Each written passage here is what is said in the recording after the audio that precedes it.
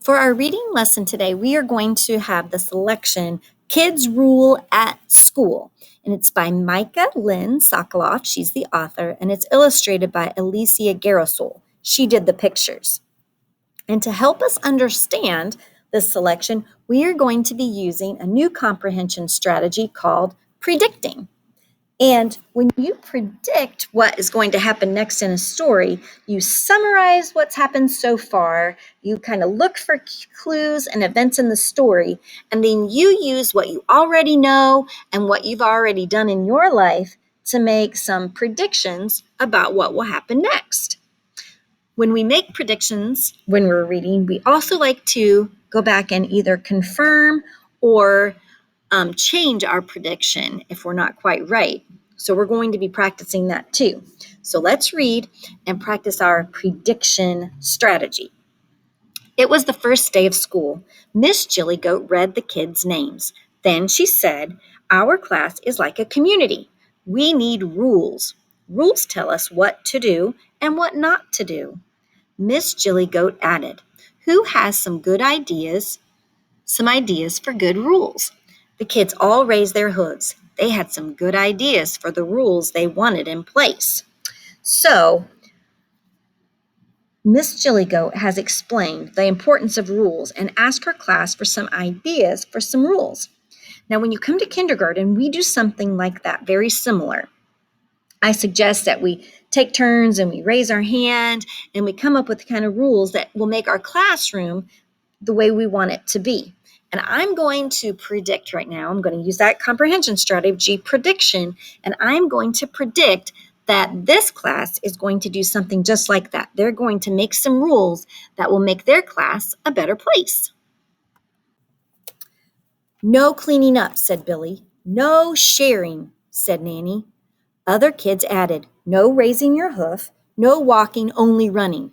Miss Jillygoat listed the rules.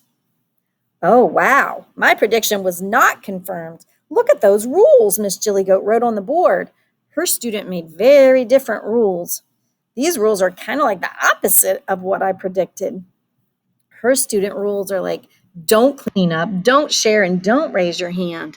Those are the opposite of the kind of rules that we would have in this class.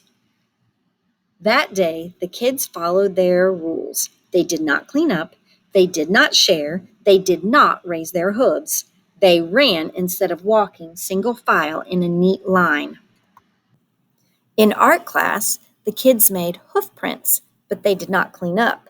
The art teacher said, "No more art unless you clean up." The kids were having a grand time at recess.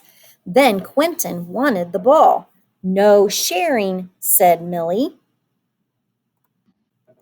After recess, the kids ran back to class. The principal stopped them on the way. "No more recess unless you stop running," he said. Miss Jillygoat looked around. "I have a question," she said. "Why is everyone grumpy?" The kids all began to talk at once. No one could hear. Then Quentin raised his hoof. Well, we can see in the illustrations how these students are feeling. I don't think these rules are working. It seems that they're following their rules, but no one is happy. When we have a rule that doesn't work, we sometimes change the rule or change part of the rule, and I'm going to predict that these students are going to change their rules. "Quentin, I like the way you are raising your hoof," said Miss Jillygoat. "It is your turn." Quentin said, "The art teacher said no more art." Kids said no more sharing the ball. The principal said no more recess. Our rules are not good rules. Well, my prediction that the class is going to change the rules hasn't happened yet, but look at the illustrations showing Quentin with a raised hoof. He said that their class rules aren't good rules. So I think I'm still going to predict that they are going to change these rules. Quentin said, oh, I'm sorry, I almost read the same page again. The class made new rules. They all followed them. My prediction is confirmed. The first sentence on page 54 says that the class made new rules. And I see in the illustration up here that the rules are like the ones that we predicted that they would make earlier, like clean up and share and raise your hoof. Now I have a new prediction. I'm going to predict that the students will be happier with their new rules. Later, Miss Jillygoat asked, "What did we learn today?" Ruby said, "A class is like a community.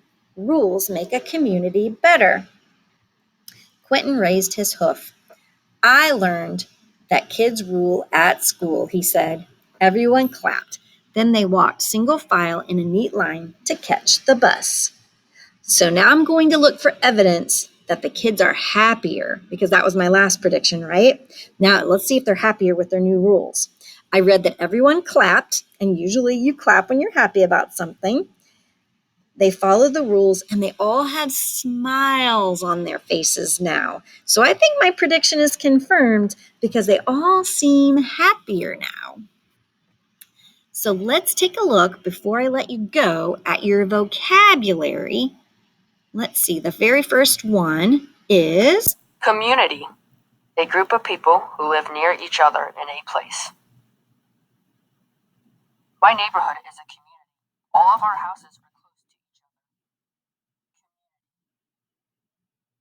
to each All right, so let's find the word community. I think it's back at the very beginning of our story, so let's turn back. There it is. Our class is like a community.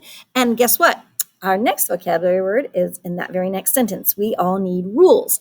And Miss Jillygoat kind of explains what rules are. She says rules tell us what to do and what not to do. So let's take a look at rules.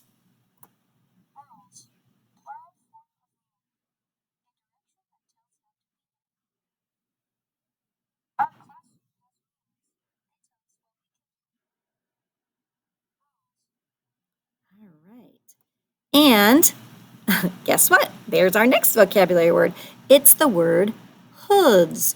Hooves. Now, it kept saying that they raise their hooves or they raise their hoof. Well, instead of having hands, a goat has hooves. Let's take a look at that word. Hooves, plural form of hoof. Hard covering on the feet of goats, horses, deer, and some other animals. Humans have feet. Horses have hooves.